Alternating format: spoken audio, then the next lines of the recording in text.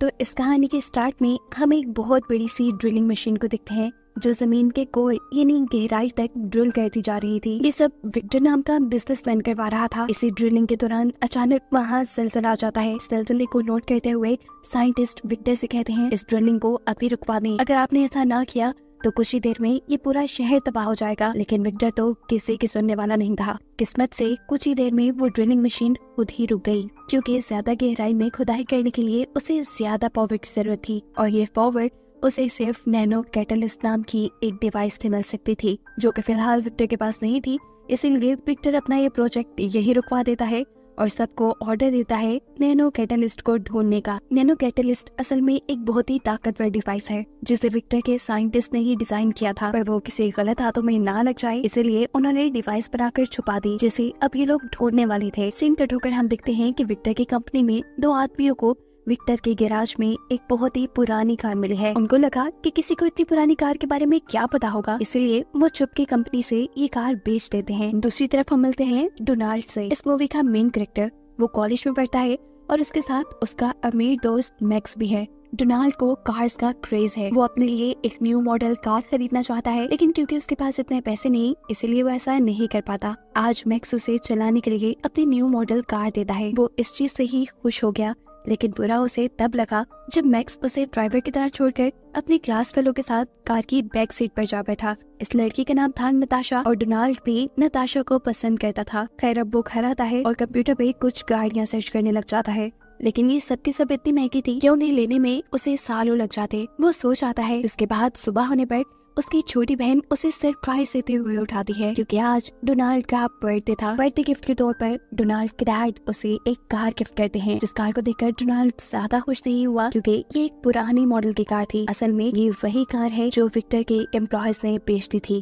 वो अपने डैड को उदास नहीं कर सकता था, इसीलिए वो इस कार से कॉलेज के लिए निकल जाता है। पर वो जानता था कि अगर वो इस कार से कॉलेज गया तो उसका कॉलेज में बहुत मजाक बन जाएगा, इसीलिए बस स्टैंड पे उसने इस कार को पार्क करके बस के जरिए कॉलेज जाने का डिसाइड किया। लेकिन एक बूढ़े आदमी की मदद करने के चक्कर में उसकी बस छूट गई। ऐसे कॉलेज पहुंचने में उसे देर हो गई। कॉलेज जाकर पता चला आज तो बहुत इम्पोर्टेंट लेक्चर था। शहर के बहुत बड़े बिजनेसमैन विक्टर उन्हें यहाँ लेक्चर देने के लिए आए थे। डोनाल्ड क्लास में आकर उनसे कहता है आई एम सॉरी, असल में बस स्टैंड पे किसी की मदद करने के चक्कर में मैं खुद लेट हो गया। उसके बाद सुनकर विक्टर सबसे कहते हैं अगर मैं कहूँ कि तुम लोगों ने बगैर किसी की मदद किए मेरी क्लास में टाइम में पहुँचता है और मैं तुम्हें इसके बदले $1,00,000 दूंगा तो कौन कौन आएगा? सारे हाथ खड़ा कर लेते हैं सिवाय डोनाल्ड के। अब विक्टर डोनाल्ड की तरफ सवालिया नजर से देखता है तो डोनाल्ड कहता है अगर मैं ये कहूँ कि मैं आइंदा कभी किसी की मदद नहीं करूंगा तो क्या आप मुझे $1,00,000 देंगे? उसका सवाल सुनकर सभी हैरान हो गए। विक्टर ने गुस्से में अपनी पॉकेट से 1,00,000 का बंडल निकाला और टेबल पे रखकर क्लास छोड़कर चले गए। डोनाल्ड जान गया था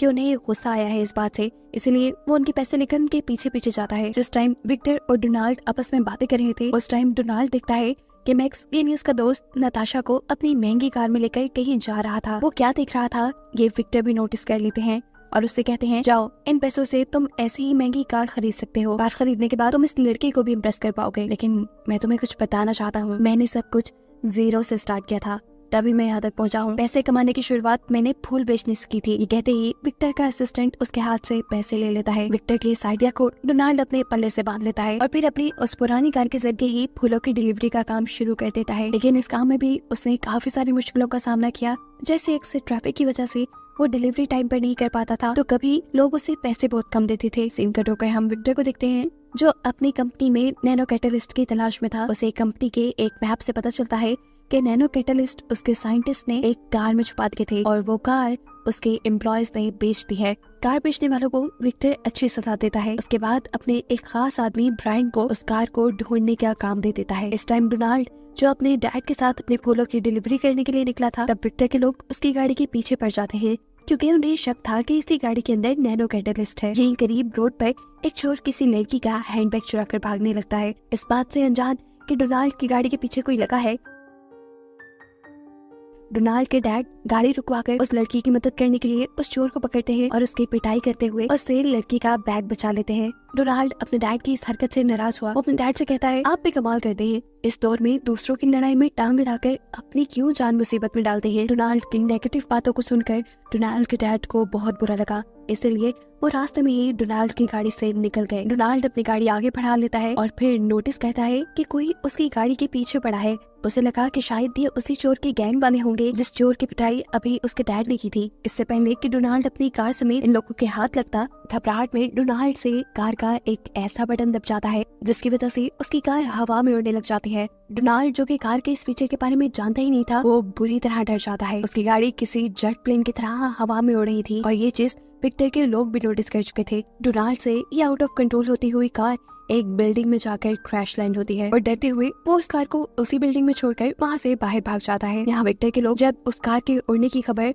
विक्टर को बताते हैं तो विक्टर कहता है, अरे उन साइंटिस्ट ने नैनो कैटलिस्ट से सिर्फ वो कार उड़ाई है, उससे अच्छा इस्तेमाल तो मैं नैनो कैटलिस्ट का करूंगा। जाओ जाकर वो कार ढूंढो और उसमें से नैनो कैटलिस्ट निकाल लाओ। यहाँ एक वक्त बाद डोनाल्ड को अपनी कार में से एक बहुत पुरानी ऑडियो रिकॉर्डिंग और एक तस्वीर मिली थी। डोनाल्ड जब इस ऑडियो रिकॉर्डिंग को सुनता है तो उसे 3 साइंटिस्ट के नाम पता चलते हैं। इन साइंटिस्ट का नाम था माइकल, माया और पीटर। इन तीनों ने ही मिलकर नैनो कैटलिस्ट बनाकर ये कार उड़ने की काबिल बनाई थी। इंटरनेट पे सर्च करने पर डोनाल्ड को पता चलता है कि पीटर और माया दोनों ने शादी कर ली है, इसीलिए वो एक जर्नलिस्ट बनकर उनके घर जाता है उनका इंटरव्यू लेने के लिए। बातों बातों में वो किसी तरह कार वाला टॉपिक निकाल लेता है और ये साइंटिस्ट उन्हें बताते हैं कि उस कार के अंदर 2 रॉकेट लगे हैं और साथ ही एक नैनो कैटलिस्ट नाम की डिवाइस भी। नैनो कैटलिस्ट गाड़ी में मौजूद आम फ्यूल को नैनो फ्यूल में बदल देती है, जिसकी वजह से ये गाड़ी उड़ पाती है। माया डोनाल्ड को इस गाड़ी का मैनुअल निकाल कर देती है जो उन्होंने खुद लिखा था और साथ ही वो डोनाल्ड को ये भी बताती है कि अगर कभी इस गाड़ी में से नैनो कैटलिस्ट निकाल भी लिया जाए तब भी इस गाड़ी में इतने नैनो कैटलिस्ट स्टोर रहती है कि इस गाड़ी को आराम से आधा घंटा तक और उड़ाया जा सकता है। साफ लफ्जों में अब डोनाल्ड को मालूम हो गया था कि ये गाड़ी बिल्कुल सेफ है, इसलिए वो वापस अपनी गाड़ी के पास जाता है और माया के दिए मैनुअल का इस्तेमाल करते हुए वो इस गाड़ी को उड़ाना सीख लेता है। इस गाड़ी के उड़ने वाले फीचर ने तो उसकी लाइफ ही बदल दी थी। उसका काम बहुत आसान हो गया था, उसे अब ट्रैफिक में फंसने की जरूरत ही नहीं पड़ती थी। उसने अपनी फूलों की डिलीवरी का काम बहुत बढ़ा लिया था, वो टाइम से डिलीवरी कर पाता था। इस तरह उसने ज्यादा पैसे भी कमा लिए थे। कुछ पैसे इकट्ठे होने के बाद वो अपनी फ्रेंड नताशा को डिनर पर भी लेकर जाता है। नताशा भी डोनाल्ड के साथ टाइम स्पेंड करके खुश थी और ऐसे ही हमें मालूम हुआ कि वो भी डोनाल्ड को पसंद करने लगी थी। यहीं इस फैंसी रेस्टोरेंट पे डोनाल्ड को विक्टर भी मिल जाता है। वो विक्टर से शुक्रिया अदा करता है कि आपके कहे के अकॉर्डिंग मैंने फूलों की डिलीवरी का काम शुरू किया और अब मैं इतने पैसे कमाने लग गया हूँ कि जल्द ही एक गाड़ी ले लूंगा। यहाँ विक्टर के बाकी लोग जो अभी तक उस गाड़ी को ढूंढने के चक्कर में थे, वो रोड पे चलते हुए डोनाल्ड के डैड का पीछा करते हैं। उन्होंने अपने साथ उस चोर को भी रखा हुआ था ताकि वो डोनाल्ड के डैड को पहचान कर बताए क्या वही वो आदमी है जिसकी गाड़ी उड़ पा रही थी। ये चोर जब डोनाल्ड के डैड को देखता है तो इन लोगों से झूठ कह देता है कि नहीं, ये वो आदमी नहीं जिसने मेरी पिटाई की थी। उसने झूठ इसलिए बोला क्योंकि वो डोनाल्ड के डैड से बदला लेना चाहता था।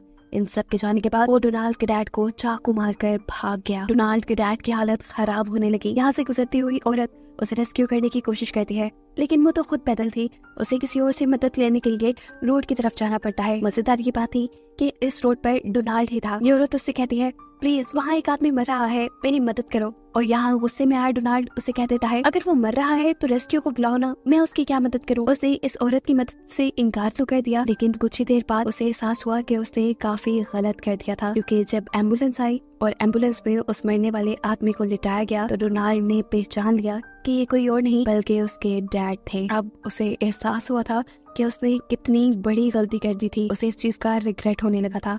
अपने इस रिग्रेट को दूर करने के लिए वो अपने घर की सारी जिम्मेदारी उठा लेता है और अपने आप से वादा करता है कि अब वो किसी की मदद को इनकार नहीं करेगा। अपनी उड़ती हुई कार से वो सब लोगों की मदद करना शुरू कर देता है। शहर में होने वाली चोरियां रोकता है, लोगों को टाइम पे हॉस्पिटल पहुंचाकर उनकी जान बचाता है, यहाँ तक कि आग लगी बिल्डिंग्स के अंदर जा जाकर भी लोगों की जान बचाता है। ये कह ले कि वो इस शहर के लोगों के लिए सुपर हीरो बन गया था, जिसके पास एक उड़ने वाली कार थी। न्यूज में भी उसके चर्चे होने लगे थे और अब सब लोग उसे ब्लैक लाइटनिंग के नाम से पुकार रहे थे, क्योंकि कोई उसका असल नाम नहीं जानता था। ये बात विक्टर तक भी पहुंच जाती है और वो भी ब्लैक लाइटनिंग के पीछे पड़ जाता है।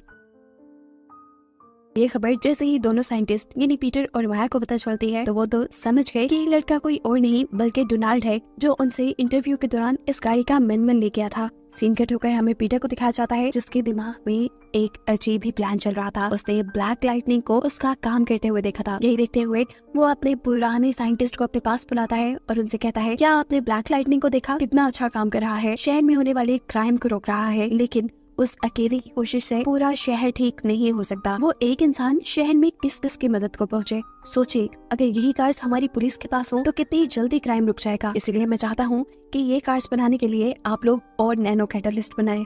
ये तीनों विक्टर की बातों में आ जाते हैं और नैनो कैटलिस्ट को बनाने की तैयारी में लग जाते हैं। सीन कट होकर हम डोनाल्ड को देखते हैं, जिसे मैक्स की तरफ से नताशा को फूल देने का ऑर्डर मिला था। जब वो फूलों की डिलीवरी के लिए जाता है तो नताशा डोनाल्ड को देखकर काफी ज्यादा खुश हो जाती है। ये दोनों यहाँ काफी बातें करते हैं और नताशा डोनाल्ड से ब्लैक लाइटनिंग के बारे में बात करती है। वो कहती है कि मुझे लगता है ब्लैक लाइटनिंग के साथ जिंदगी में कुछ बहुत बुरा हुआ होगा, इसलिए वो हमेशा हर एक की मदद को तैयार रहता है और किसी से नहीं मिलता। आई विश कि मैं उससे शादी करके उसकी ये तन्हाई दूर कर पाऊँ। डोनाल्ड चुपचाप उसकी ये सारी बातें सुनता रहा, लेकिन उसे ये नहीं बता पाया कि मैं खुद ही ब्लैक लाइटनिंग हूँ। खैर, वो अब यहाँ से जाने के लिए अपनी गाड़ी में वापस बैठ जाता है और जब वो यहाँ से जाने ही वाला था तब उसकी नजर पड़ती है ऊपर बिल्डिंग पे एक बहुत बड़े बर्फ के ब्लॉक पे, जो टूटकर नताशा पे ही गिरने वाला था। नताशा को बचाने के लिए वो अपनी कार हवा में उड़ाता है और टेढ़ा करते हुए ये बर्फ का ब्लॉक तोड़ देता है। गाड़ी के टेढ़ा होने पर उसमें मौजूद फूल भी कुछ नीचे गिर गए, जिन फूलों को जब नताशा ने उठाकर देखा तो उसके ऊपर मैक्स का नाम लिखा था। उसे लगा कि शायद ब्लैक लाइटनिंग मैक्स ही है। उसे ब्लैक लाइटनिंग पे इतना क्रश था कि वो बिना सोचे समझे मैक्स को ब्लैक लाइटनिंग समझकर प्रपोज भी कर देती है। मैक्स भी नताशा की गलतफहमी दूर नहीं करता और ब्लैक लाइटनिंग का यानी डोनाल्ड का सारा क्रेडिट खुद ले लेता है। साथ ही वो नताशा से ये भी कहता है, तुम प्लीज किसी को मत बताना कि मैं ही ब्लैक लाइटनिंग हूँ। यहाँ घर पर हम देखते हैं कि डोनाल्ड आज न्यू ईयर सेलिब्रेशन के लिए तैयारी कर रहा था, क्योंकि आज उसने नताशा को अपने घर पे इनवाइट किया था। वो अपनी मॉम को बताता है कि वो आज नताशा को प्रपोज करना चाहता है। ये बात सुनकर उसकी मॉम भी बहुत ज्यादा खुश हो जाती हैं और उसे एक डायमंड का पेंडेंट देती हैं। यही से अब सीन कट होकर हमें विक्टर की साइंस लैब का सीन दिखाया जाता है, जहाँ पर सारे साइंटिस्ट मिलकर नैनो कैटलिस्ट बनाने की तैयारी में थे। जबकि दूसरी तरफ विक्टर अपने लोगों से मीटिंग कर रहा था। यहाँ उसकी मीटिंग में होने वाली बातें माइकल नाम का साइंटिस्ट सुनने लगा और उसे मालूम हुआ कि विक्टर के इरादे आज भी अच्छे नहीं, क्योंकि पहले साइंटिस्ट ने उसके बुरे इरादों को देखकर उसे नैनो कैटलिस्ट बनाकर देने से मना कर दिया था। इसीलिए इस मर्तबा विक्टर ने एक चाल चली थी। उसने साइंटिस्ट से कहा कि वो नैनो कैटलिस्ट बनाकर उड़ने वाली कार्स बनाना चाहता है, जिससे लोगों की मदद हो सके। लेकिन ऐसा नहीं था। असल में उसे नैनो कैटलिस्ट चाहिए थे अपनी ड्रिल मशीन को पावर देने के लिए, जो ड्रिल मशीन जमीन की कोर में खुदाई कर रही थी। जमीन की कोर खोदने के बाद उसे नीचे से बेशकीमती हीरे मिलते। इस लालची विक्टर ने ये नहीं सोचा था कि उस खुदाई के चलते जो शहर में तबाही आएगी उससे कितने लोग मारे जाएंगे।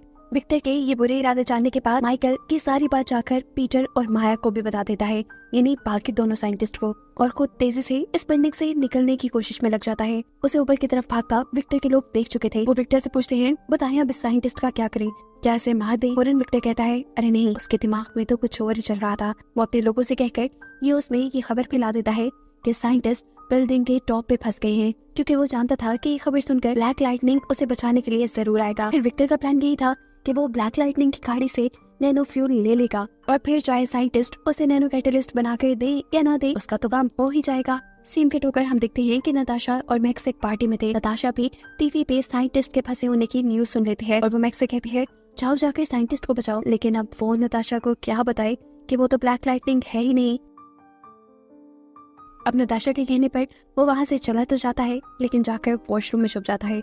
उसने सोचा कि जब ब्लैक लाइटनिंग सब कुछ ठीक कर देगा तो वो वापस नताशा को आकर कहेगा कि ये सब मैंने किया। उसके यहाँ से जाने के बाद डोनाल्ड नताशा के पास आता है, क्योंकि नताशा ने उसे प्रॉमिस किया था न्यू ईयर के दिन उसके घर आने का। वो नताशा से कहता है, चलो घर चलें, जिस पर नताशा कहती है, अरे नहीं, आई एम सॉरी, लेकिन मैं ब्लैक लाइटनिंग के साथ यहाँ आई हुई हूँ। तुम्हें पता है वो कोई और नहीं बल्कि हमारा दोस्त मैक्स ही है, और वो अभी भी साइंटिस्ट को बचाने के लिए गया है। नताशा की इन सारी बातों से डोनाल्ड उदास हो चुका था। वो यहाँ नताशा को सच बता देता है कि मैक्स ब्लैक लाइटनिंग नहीं है, लेकिन हाँ, ब्लैक लाइटनिंग यहाँ बैठे बैठे ये सब तमाशा भी नहीं देख सकता। इसलिए वो फौरन साइंटिस्ट को बचाने के लिए यहाँ से निकल गया। उसने जाते जाते नताशा के पास वो लॉकेट छोड़ दिया था जो उसे उसकी मॉम ने दिया था। डोनाल्ड के दिए हुए इस लॉकेट को देखकर नताशा समझ गई कि वो मैक्स या ब्लैक लाइटनिंग से नहीं, वो तो डोनाल्ड से ही प्यार करती है। यहाँ न्यूज में दिखाया जाता है कि ब्लैक लाइटनिंग भी साइंटिस्ट की मदद करने के लिए पहुंच चुका था। ये खबर सुनते ही मैक्स भी वॉशरूम से बाहर आकर नताशा के पास चला जाता है और नताशा को सच बता देता है कि वो ब्लैक लाइटनिंग नहीं। ये बात सुनकर नताशा कहती है, मुझे तुम्हारे झूठ का बुरा नहीं लगा, क्योंकि मैं अब जान गई हूँ, मैं ना तो तुमसे प्यार करती हूँ और ना ही ब्लैक लाइटनिंग से, मैं डोनाल्ड से प्यार करती हूँ। ये कहते ही वो वहाँ से चली गई। वो फौरन अब डोनाल्ड को कॉल करके उसे ये सब बताना चाहती थी, जबकि डोनाल्ड तो इतनी बड़ी मुसीबत में फंसा था। वो जैसे ही साइंटिस्ट को बचाने के लिए उनके पास पहुंचा, तभी विक्टर भी अपनी दूसरी उड़ने वाली कार से हवा में आकर उसकी कार को धक्का दे देता है। डोनाल्ड जो इस हमले के लिए तैयार नहीं था, उसकी गाड़ी डगमगा जाती है, जिसपे वो कंट्रोल करने की कोशिश तो करता है, लेकिन इतने में विक्टर उसकी गाड़ी के अंदर से नैनो कैटलिस्ट निकाल चुका था, जो निकलते ही उसकी गाड़ी आउट ऑफ कंट्रोल होकर नीचे पानी में गिर जाती है। पानी में ही उसके पास नताशा की कॉल आई। उसने कॉल रिसीव कर ली और नताशा ने उसे जल्दी से बताया, तुम घर आ जाओ, तुम्हारी मॉम तुम्हारा वेट कर रही है। यही बातों ही बातों में नताशा उससे कन्फेस भी कर लेती है कि मैं तुमसे ही प्यार करती हूँ। उसका ये कन्फेशन सुनकर मरते हुए डोनाल्ड को भी जैसे जीने की उम्मीद हुई। उसे याद आया कि साइंटिस्ट माया ने उसे बताया था कि अगर उसकी कार से नैनो कैटलिस्ट निकाल भी लिए जाए तो फिर भी उसकी कार में इतने नैनो कैटलिस्ट होंगे कि उसकी कार आधे घंटे तक उड़ पाए। बस फिर क्या था, अगले ही पल डोनाल्ड अपनी कार को सीधा पानी से उड़ाते हुए हवा में ले जाता है। लेकिन तब तक विक्टर ने नैनो कैटलिस्ट से अपनी ड्रिल को चलाना शुरू कर दिया था। ड्रिल जितना जमीन के कोर को डैमेज कर रही थी, उतनी ही तेजी से अब शहर में जलजला आने लगा था, जिसे रोकने के लिए डोनाल्ड जल्दी से उसकी लैब में जाकर उस नैनो कैटलिस्ट को उसकी मशीन से निकाल देता है। ऐसे ड्रिलिंग भी रुक जाती है और शहर में आने वाला जलजला भी रुक जाता है। लेकिन ऐसा कैसे मुमकिन था कि वो विक्टर के साथ पंगा लेता और विक्टर जवाब में कुछ भी ना करता। विक्टर, जो के बात जानता था कि डोनाल्ड नताशा को पसंद करता है, वो जाकर नताशा को किडनैप कर लेता है और विक्टर से डील रखता है कि मुझे नैनो कैटलिस्ट दे जाओ और नताशा को आजाद करवा लो। डोनाल्ड को भी नताशा को बचाने के लिए विक्टर के पास आना पड़ा।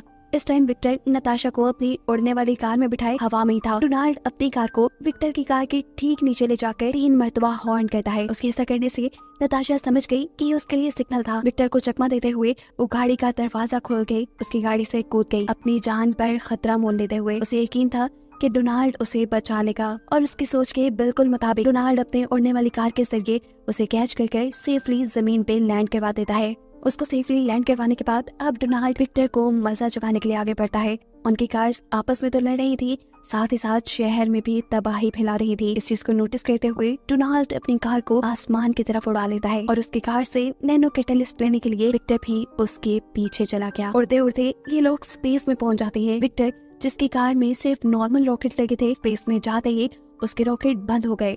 उसके पास इतनी पावर भी नहीं बची कि वो जमीन पे वापस आ सके। लेकिन विक्टर के पास तो नैनो कैटलिस्ट था, जिसकी मदद से वो बहुत ही आसानी से जमीन पे वापस आ जाता है। रही बात विक्टर की, तो अब वो हमेशा स्पेस में ही रहने वाला था। ना ही अब वो जमीन पे आ सकता था और ना ही उसके घटिया प्लान अब जमीन को तबाह कर सकते थे। अब वो तीनों साइंटिस्ट जिन्होंने नैनो कैटलिस्ट बनाया था, वो डोनाल्ड से नैनो कैटलिस्ट लेकर तबाह कर देते हैं, ताकि आइंदा ये किसी गलत हाथ में ना जा पाए। कहानी के आखिर में हमें दिखाया जाता है कि नताशा को भी सच पता चल चुका था कि डोनाल्ड ही ब्लैक लाइटनिंग है। वो तो उसे डोनाल्ड के तौर पे भी पसंद करने लगी थी और अब ब्लैक लाइटनिंग के तौर पे भी। ये दोनों अपनी आगे की जिंदगी एक साथ गुजारने वाले थे और इनको खुश दिखाते हुए ये कहानी यहाँ खत्म हो जाती है।